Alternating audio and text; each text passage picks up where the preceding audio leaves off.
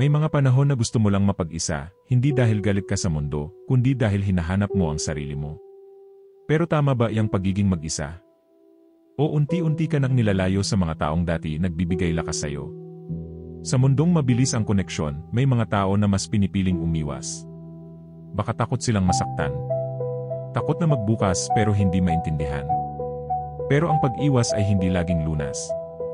Minsan, unti-unti itong pumapatay sa'yo. Okay lang na magpalayo sandali. Okay lang magpahinga sa lahat. Pero huwag masanay sa katahimikan. Huwag hayaang palitan nito ang tunay na koneksyon.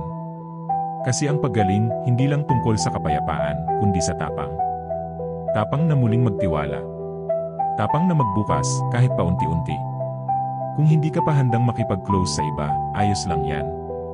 Walang pressure.